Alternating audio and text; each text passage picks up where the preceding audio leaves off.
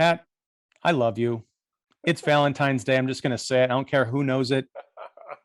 We're here doing another episode of There's Nostalgia Like Nostalgia, and we're doing something a little different this time. Usually, Yep. it's movies that you recommend. They're sort of older films that I missed out on. But this one has a special place in my heart, not just because it's Valentine's Day, not just because the movie we're talking about came out exactly 30 years ago today, but also because I on the day this movie came out, I was in high school. I went to a Oh, school dance. I met a girl. I ended up dating for a while, so it was very romantic wow. That's connotations for this crazy. movie. Yeah, and this I don't I even want to know where I don't know where I was in '92. I maybe know how watching old I Wayne's was, World. and it wasn't high school. And I hope you certainly weren't dating any high school girls at that point. Um, I still could in those days. well, there you go. Um, but no, so what I love about Wayne's World, directed by Penelope Spheeris, is it's one of the great bromance movies. I'd not watched this thing in probably a decade, but I think I'd seen it so many times throughout my life that it Right. was like putting on a nice old comfy sweater. I knew all the lines, but they were still really funny, and it's just a warm movie. It's the kind of movie that we just don't see much of anymore. Right. And and this is a phenomenon. This happened last week too. It's a phenomena of doing the critics gig for the last 12 years. I completely forgot the plots of movies I've seen several times before. I probably have seen Wayne's World maybe two times, three times, but it's been a while. Yeah. I was thinking, man, I don't think I saw it after 2000, But anyway, that happened with the conversation. I saw the conversation at the Music Box last week when they were doing and this is a film that I loved when I was a film in college and subsequently, and I know I've seen at least four or five times. But again, the gap was enough so that I completely forgotten the plot. It's just so weird how your mind works when you're talking about movies and trying to remember things. Of course, this could be a condition of where I'm going, but I, uh, I just had to mention that because, again, it was almost like watching a new movie. And there were certain parts I always remember, but there were other parts, and this is what I talked about before. There, it's sort of a series of bits that somehow become a cohesive whole within the film. There's a flimsy, almost stupid plot that you've seen 1,000 times, but it's the bits within these plot points that really makes this movie sing. And boy, did I enjoy it, especially the last half hour. I was laughing my ass off. Well, it's this was this the first of the SNL movies? I know there was a big wave of them after that. They did everything from It's Right, Pat to the Coneheads to Stuart Saves His right, Family, and right. there's sort of diminishing returns each time. Was this the one that really kicked open the door to SNL saying, "Hey, we can make movies out of our 3-minute cold open sketches"? Yeah, I would think so. I mean, the Blues Brothers, of course, was the Yeah, big first SNL film, but I can't recall anything in the '80s. You know, that's I feel like an idiot because we've talked about the Blues Brothers. The Blues Brothers is almost such a singular thing that you kind of forget that it right, came from SNL. right. And Wayne's World, you're right. It came out in 92. The Blues Brothers was that 1980, I Yeah, think. it was Yeah. So it 80. was So a big gap. And 42 years old that movie is. Hey. well, I think one of the strong points that Wayne's World has over some of the other movies I mentioned, and I haven't seen all of them. I kind of stayed away, but I've gotten the broad strokes. Is this, even though it is a series of bits, some might even say sketches, it is part of a larger story that you can tell the writers were really thinking about. That's true. They're saying, if we're I'll going to give you that. stretch, yeah, if we're going to stretch this skit about people doing a basement late night, cable access TV show, what would that look like? Where would they live? What would happen if someone offered them chance to make a big, version of the show? What would it do to their friendship? What kind of Right. relationship do they have? Because it's just Wayne and Garth doing stupid, swing jokes about Claudia Schiffer every week. It's a Can we good make this a point. story? Yeah, and they do. Um, The what was it? Oh, one of the things that really struck me is that I was like, what is the I'm watching this and I'm like, what's the budget for this film? So I looked it up. A very healthy $20 million for a comedy. but Spheeris was able to make it look like an independent film, which I kind of enjoyed. It sort of had that feel and energy of just something that was made on the fly, in like 10 days, but they were able to get the right cast together and do it. But then I found out it was 20 million. I was thinking, oh, maybe they did this for like 5 to 10, but no, it was 20. So it was a big budget film. I wonder how much of that went to paying like the talent. I mean, because Mike Myers and True. Rob Lowe. Right. Well, and also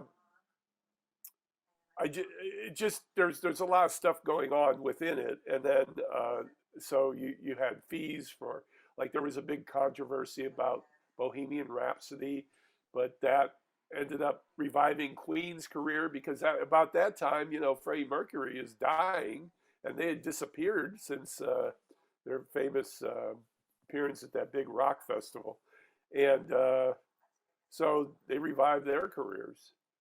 How many career revivals have Queen had? They had a lot.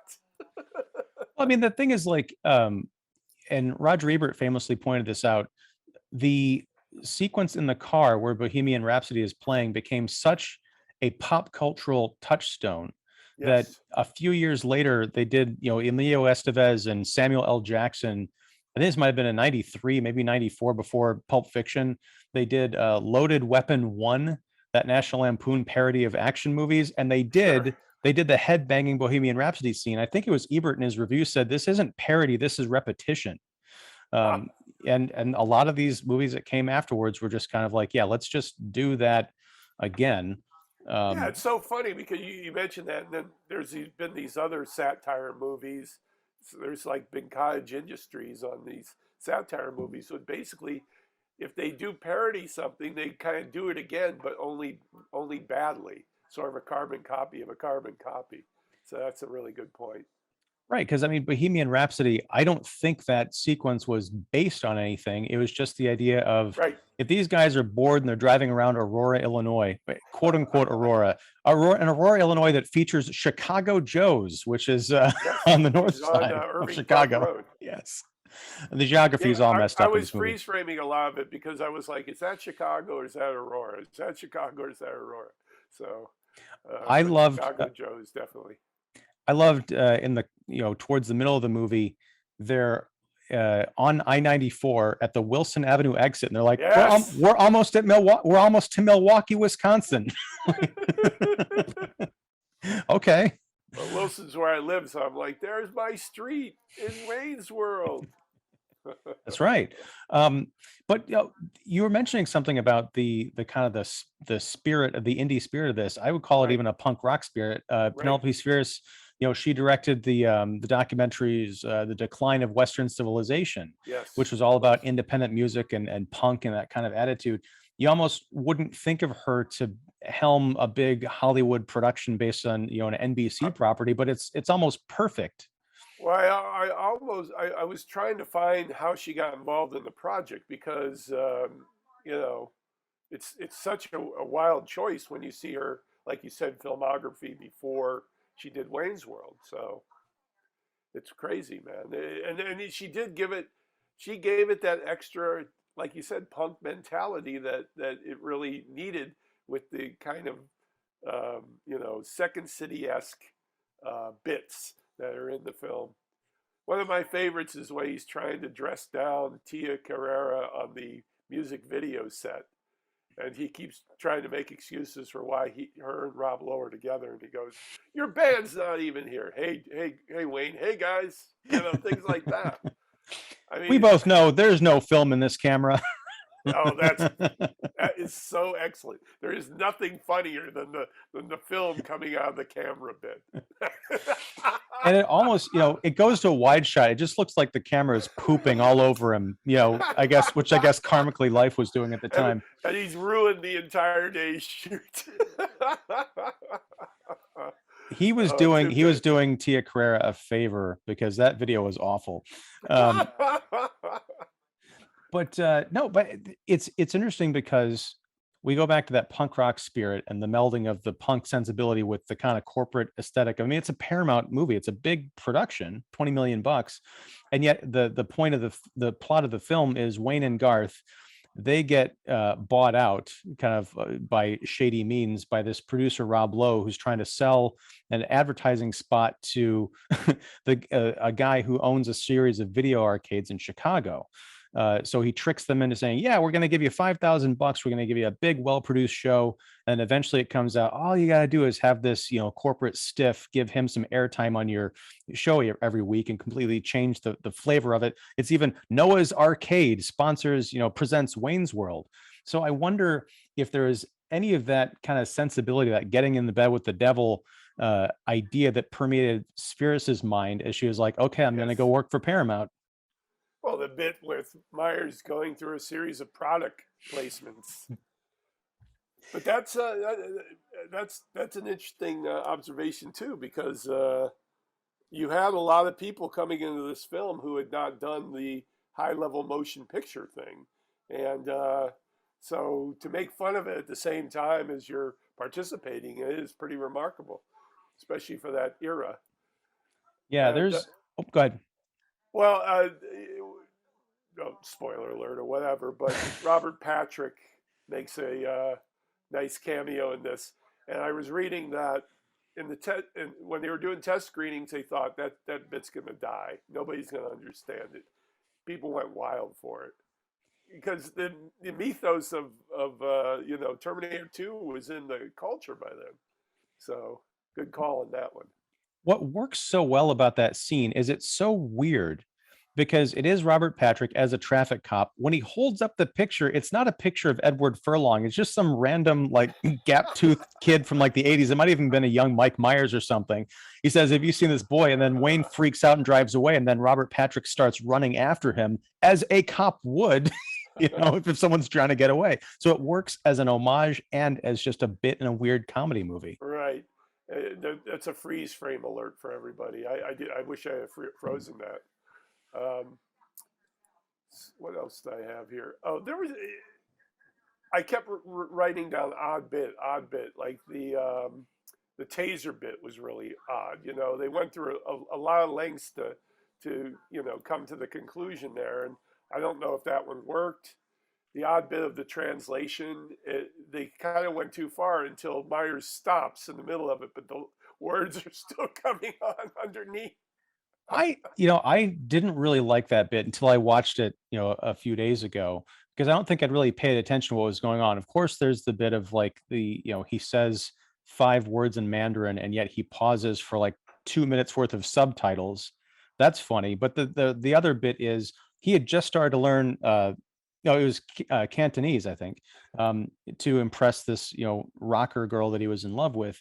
I think he'd started listening to tapes like 2 days before, and yet the dialogue is so complicated and intellectual and next level that there's just no way he would have learned it. It's ridiculous. It's ridiculous, yeah. Yeah, but yeah, the taser bit or the cattle prod thing, I will say that does not work at all. Well, it's insufferably long. You're just like, okay, well, okay, hey, conclusion, thank you.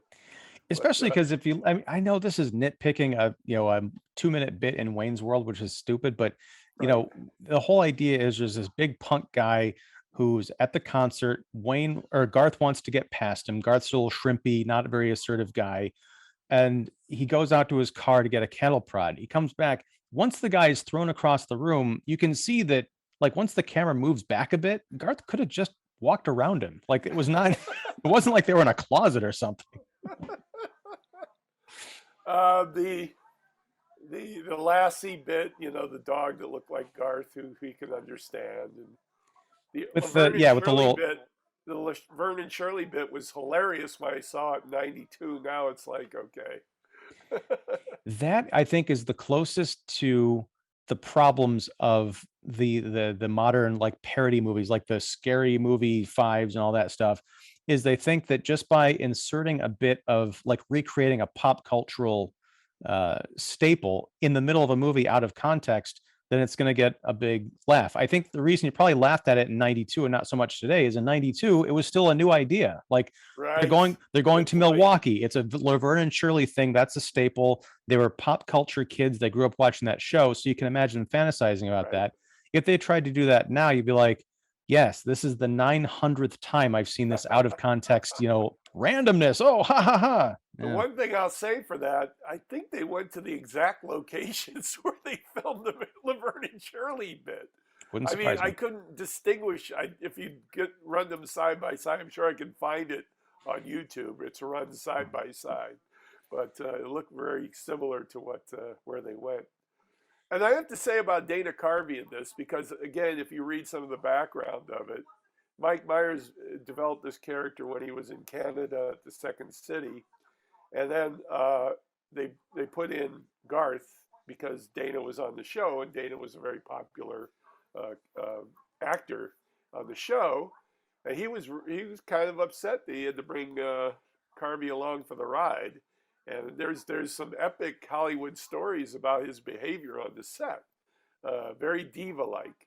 In fact, Penelope Spheeris got her niece, I think, to help him out. It's sort of like a Girl Friday or whatever, and she said for years she wouldn't speak to me because of the experience. But then we Wow. find out that Meyer's father was dying while he was making this film, like in the last throes. So Mm. there's a lot going on there, and you know, but Myers went along. I guess he in his later career got worse and worse and worse, and was humbled by Love Guru so much that he took some time off. Thank goodness. I mean, 'cause Love Guru is just bad. But it's crazy because Myers, like, he also created the Austin Powers franchise, which Right, as it went along, again, diminishing returns. But in 1997, only 5 years after Wayne's World, it's like right, it's crazy that you would he created not only popular movies but things that got their hooks into popular culture. I right, mean, with right. Wayne's World, I'm watching that. I'm listening to the characters talk to each other. I'm like, my God, this is the girls from Clueless 3 years later. As if, yeah, right.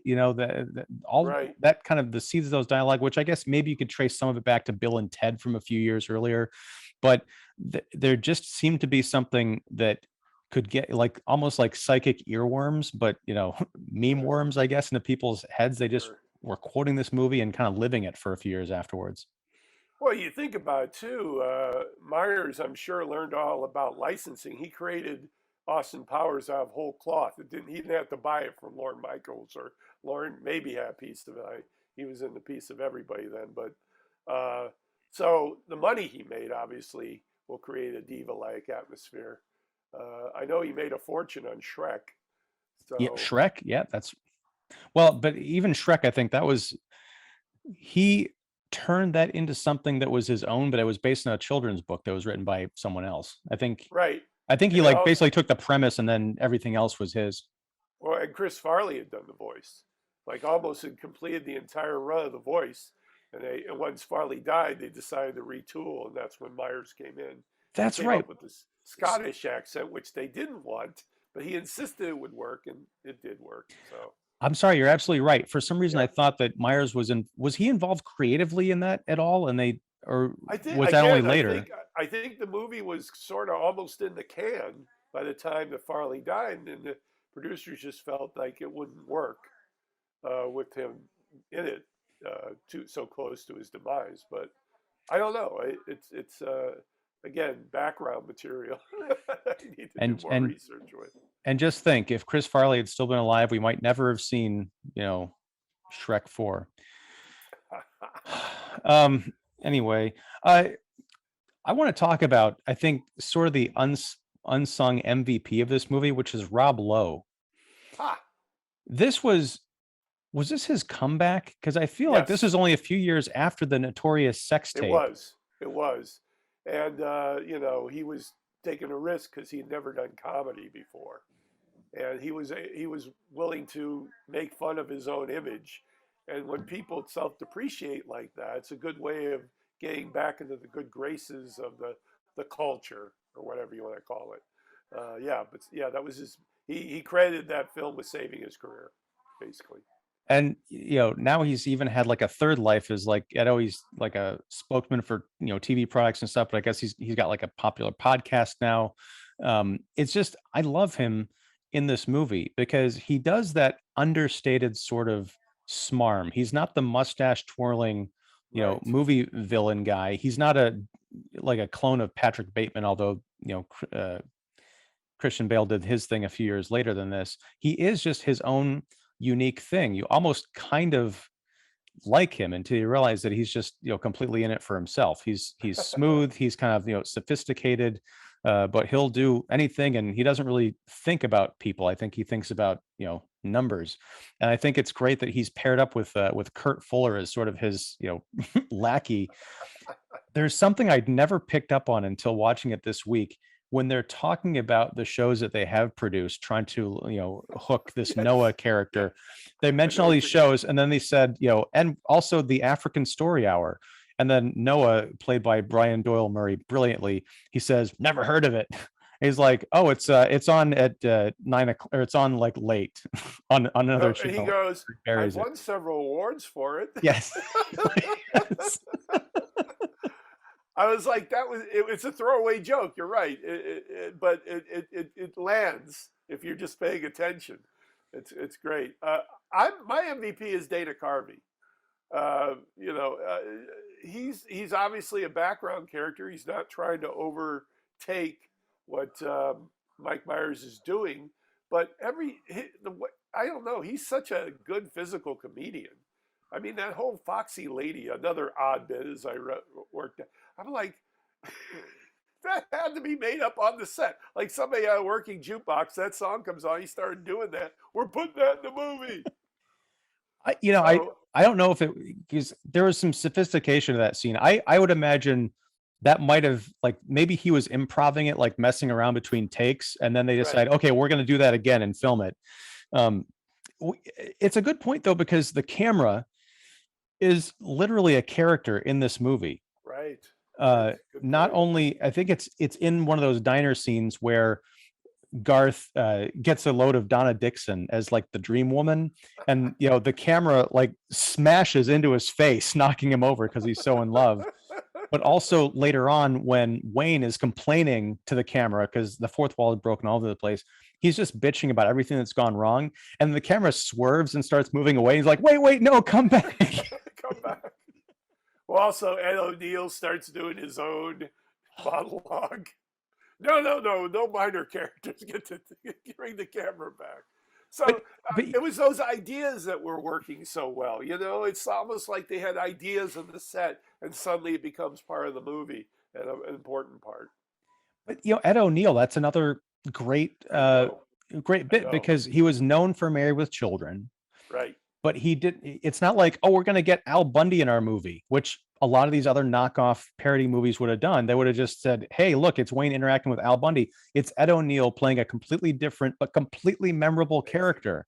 I always think about that whole line, like, why is it when a man kills another man in the heat of war, it's called, heroic, but when he does it in the heat of passion, it's called murder. And just like that little, like he's almost foaming at the mouth, and murder. Well, also he really shows the type of performer he is. In the sense, he'd been doing Al Bundy, and I'm sure when he first came on screen, hey, look, it's Al Bundy. But the fact that he was able to create a whole new thing and take you away from the Bundy thing, and then later in his career, he has the fourth act where he's Mr. Modern Family, Modern Family. You kind of understand this is the type of guy that can go through all those acts and make it. So good show on that. And then of course there are other big cameos. R.I.P. to Meatloaf. We see him in the film as the bouncer, and he's really funny in that because he tries to high five Garth throughout the whole thing, and Garth doesn't like to shake hands or touch anybody, which I thought again was very well established, and it was funny as the movie went on. I did not know, and again, until this week, that was Meatloaf. He looks, it's kind of dimly lit because they're outside the club, kind of got street lights, and he's not, skinny, but he's thinner than I think he had been. So it's almost like I don't. My God, that's Meatloaf. And I said the same thing to my wife. We were watching it together. I said, "R.I.P. Meatloaf." And of course, Ione Skye, the Oh, fabulous Ione Skye in the first scene with Rob Lowe. one of my earliest film girlfriends from Say Anything. Oh my God. But that's something else that, talking about establishing a real vision for this movie, they could have just opened with Wayne's World, doing the Right, skit. But right, what they right, did was they opened on an apartment of people watching TV, flipping channels, and then right, Wayne's World comes on. right, And Rob Lowe, who just doesn't get it, he's got a younger girl who's like totally in tune with the culture. She's like, no, these guys are really funny. Just watch it. And you get this kind of like this older kind of square guy, like, this is stupid. And then she's like, no, all my friends love it. So he gets on the phone. He's like, okay, I want you to buy these guys because they're hip with right. the kids. And It's then a great thesis statement. Yeah. I love Chris Farley's little scene. Again, I was thinking they could have just got an extra to do that bit with them, but he takes it. He kept pointing to where the cities were, and then he didn't know where Detroit was, so he just went straight out. I was like, that's a real comedian. That's a guy who knows comic performance. He's studied over the years at the Second City, et cetera, et cetera. So he makes the best out of his three lines. Well, speaking of cities, this put again a meme worm into my brain that I've not been able to shake, especially over the course of the last year with our current president, who's from the state of Delaware. There is that bit during the when they're doing the blue screen and talking about Hilarious. all the tours of the states and how exciting it is to go rope broncos or like get a lay on in Hawaii, and then they come to Delaware and Wayne's like, Delaware, hey, I'm in Delaware. And it's funny, the they're just watching it. It's sort of in the background. They establish that they're going to do it, and then the bit starts, and then it's cutting to a conversation between the executives. It's still going on in the background. You're right. Very well done. I think the Delaware punchline might have been even in like we see them on one of the monitors. I don't even remember if it Right. was like full up on them. They kept going full screen back to them as they kept switching, but it was Yeah. there was a clever use of the TV monitors as the point of view of the television cameras, and in the background you see the actual event going on, especially when they're with the public access. Now I did public access, so when they were doing, and '92 was the glory days of public access. It kind of died in the mid '90s, but uh, when they first started doing that bit, I totally understood, because it's just all about, they give you equipment, go out and do whatever you can do, and those are interesting days. They really were. Well, it's also, you know, the one another thing this movie reminded me of, or I don't know if it reminded me, but I was thinking about today and the internet and like this show this is like the public access. Like if Wayne and Yeah, Garth had access to this version right. of the internet, back in 92, it would have been a game changer for them. And it made me think of the whole idea of selling out. There's that great moment where Garth is look in the control room and he kind of again kind of brings the camera over, I think, or he's like saying, is this weird to you? We're looking at Wayne's basement, but that's not Wayne's basement. They spent like millions of dollars to Yeah, recreate this crappy yeah. basement set. Whereas today they could have just put a webcam up in the corner and like, hey, we're in the basement. It's authentic. Well, also too, that was probably the actual set when you Yes. think about it. All Oh they my did God, was, we're getting too meta on this show, Pat. yeah, they're just pulling it back and out. I have also I've developed a new rule. It's called the Alice Cooper rule. Whenever he appears, things are better. I remember him walking down the stairs in that live Jesus Christ Superstar where he played King Herod. I said, "There's Alice Cooper. He just made this better." Same with one of the stories I read online was that he thought he was going to have like one throwaway line. He knew he was going to perform. Well, they handed him this big monologue about Milwaukee. But he does it really well. Oh And yes, and I feel like that's another trope that's been kind of ripped off over the decades is you get some celebrity who you think is just gonna be on screen, and then you have them say something right, really profound or what, oh, it's so right, unexpected. I think it started with Alice Cooper. And I That definitely started that movie. That's one of those establishing comic bits that you can trace right back to there. that's kind of the thing. I haven't seen Wayne's World 2 nearly as much because I didn't like it that much, but I feel Yeah, I like they didn't were like it ripping either. themselves off when they did the same thing with Steve Tyler and Aerosmith and or yeah. There's They an air of desperation in that film that screams that that was a difficult production because they probably threw twice the budget at it, twice everything. But I think it made money too, so that was the whole point of it. Yeah, I think my wife likes that one. I think this viewing of Wayne's World put the first one back a little bit on top, but she's a big fan of the second one. I could never I got to revisit it with some I would have to non-cynical see. I'd eyes. have to see it again to make a judgment on it. I just felt like, as I recall at the time, I was like, oh, that wasn't as good. And like you said, they were ripping off themselves. So Well, another odd bit when he opened the door and there were just fighting ninjas. I'm yeah, like, where did that come from? Did they just need 3 extra minutes in the film, so they went and did that? And did they invent the credit, the post credit, what did they call them? Stings? the What stingers, not quite. okay. Because I was just thinking about this, not in the context of Wayne's World, but I was listening to a podcast. Someone else was talking about stingers. Ferris Bueller's Day Off, 1986. Oh, yes, yes, It's yes. over. Go home. Well, that's sort of what they were parroting then. Because, oh, I hear you have to fade to black. And then ooh, hey, why did that happen? And they said, hey, good night. Thanks for coming. Same as Ferris. Of course, Ferris Bueller. um, That's I I really liked the Scooby-Doo ending, which I think again that I has been done. remembered. Hmm? That I remembered. And they got the perfect guy to play the guy under the mask. I don't know if it was because I remembered that that was coming, but they established that character earlier on. I think in the diner scene, it's like, oh, and it's Mr. Right, Wilkins or something. Like right, he right. looks like he would be a Scooby Doo villain, and at the end, I'm like, this is perfect. I never got it really until now. Now, did they invent that too, or did somebody else invent that before? I don't know. No, I mean, I think well, The I'll quote give unquote Scooby Doo ending. right. I mean, He even says it.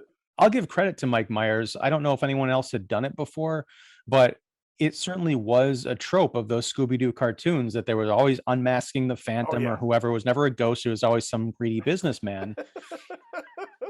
But even you know, Mike Myers in popularizing the Scooby-Doo ending, a few years later, Buffy the Vampire Slayer, the TV show, Buffy and her high school friends became known as the Scooby Gang.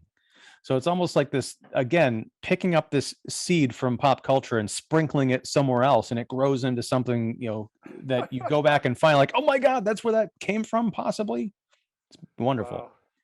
And as far as that opening the door and seeing the spy training bit, I don't know if he originated that, but I feel like, and this occurred to me watching the movie. I wonder if this was a seed for Austin Powers, the whole like idea of the comedy spy trope and the sight gags related to spy movies that you don't really think about until you recontextualize it. Well, there is something on IMDb. It says in the 92 book, Wayne's World Extreme Close Up, which recaps sketches and previewed the movie. Wayne's profile lists his occupation as International Man of Mystery. And for its sex, it says, yes, please, suggesting that Myers had Austin Powers in the back of his mind when he was in the early 90s. So there you go. Wow. A connection between Wayne and Austin. I'm I'm surprised Lorne Michaels didn't dig that bit of trivia up and try and sue him for some of Austin Powers money. Yeah, exactly. Like, you were I, promoting my film with that, I sir. didn't connect. I can't do Lord Michaels. Everybody can do a Lord Michaels. The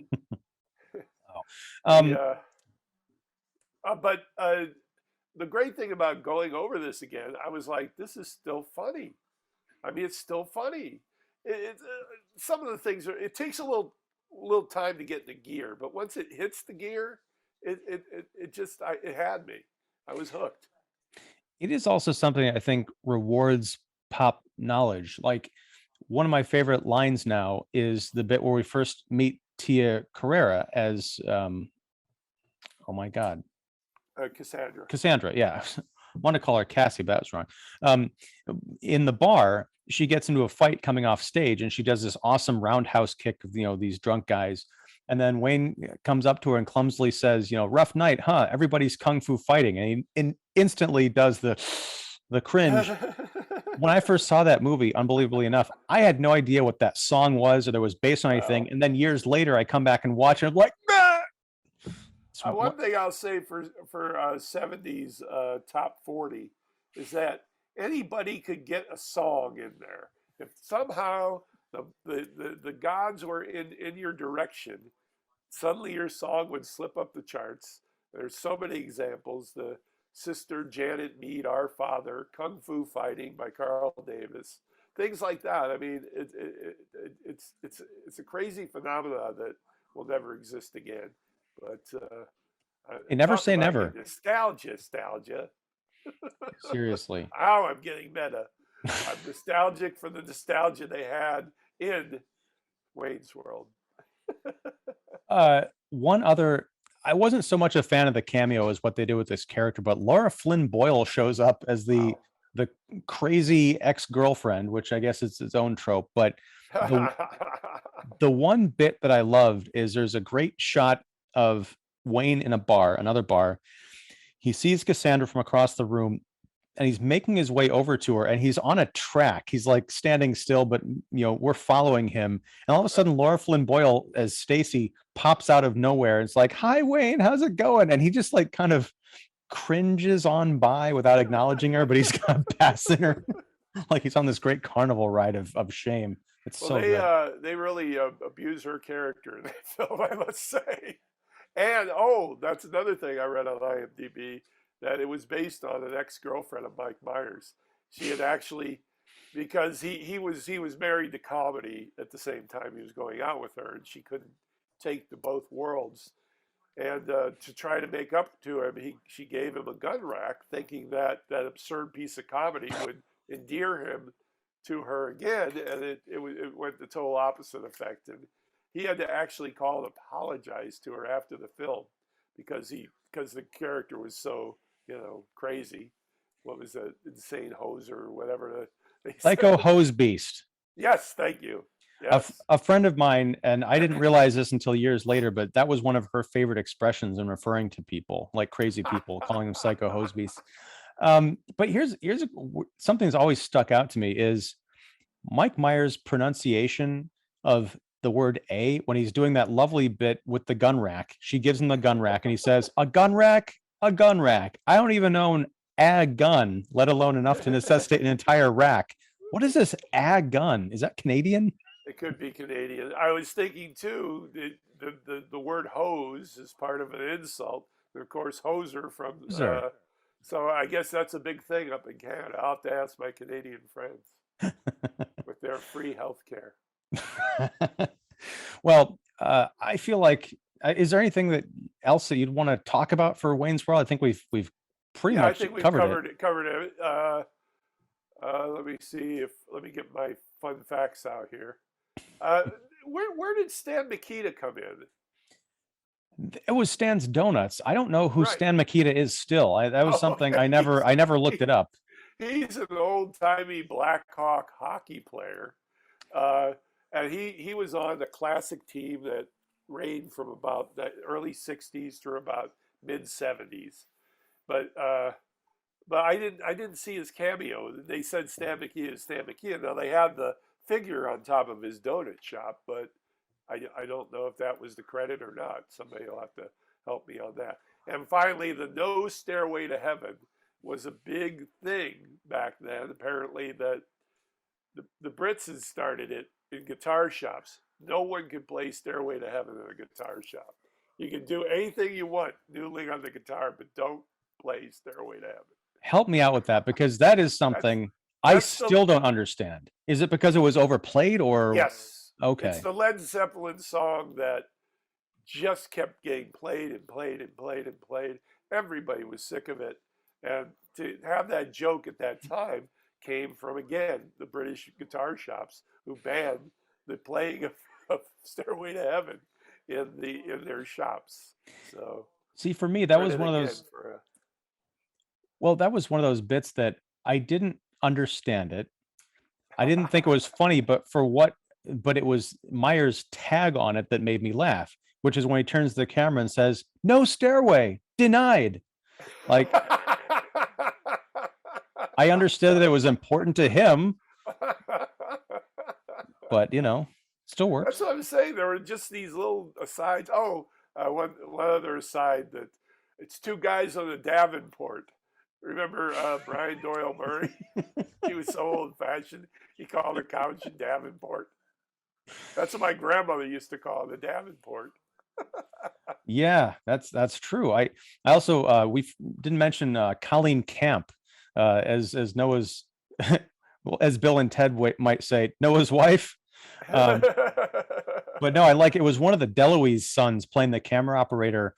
He said, "Do I scare you?" And she said, "No." And he said, "Do you want me to?" And then we just cut away. And I hadn't realized it was him, but the actor Lee Turgison plays the other band member who's possibly gay, but as we find out at the end of the movie, it doesn't matter because Kurt Fuller gives us this great PSA. But he's the guy who keeps going saying, "I love you, man." He would go on to be in Oz and like a whole, really fine character actor, a few years after this. And of course, I Love You Man, the movie. His line becomes an entire movie. And talk about another bromance. We're gonna have to come up with 6 degrees of Wayne's World, Pat, because this thing is in Exactly. everything. It seems like that centerpiece movie that went to the next level of pop culture. It got us going for the next 20 years. Mike Did Myers, I think the seeds of Dr. Evil were within him because he wanted to take over the world, and he started with pop culture. did you know your grandparents? Not very well, no. Okay, I did. I was lucky enough to know both sides, but the grandmother called the couch a Davenport. Mine Had the too. same furniture for the entire time I knew her, from 1960 to 1984. She had the exact same. Her house was set up exactly the same, and she had the same furniture. I mean, I can't even say that about my other grandparents. They at least like either got a new thing or rearranged the stuff. No, she kept it exactly the same. I can picture it. I can touch it in my mind. It's so crazy. Well, let me ask you. I, I mean, I don't know if you ever asked her about it, but was that out of a sense of stability or like consistency, or do you think there might have been some nostalgia involved? Like that was the I, house, that was the furniture that when we I got that just on our think date or something like that.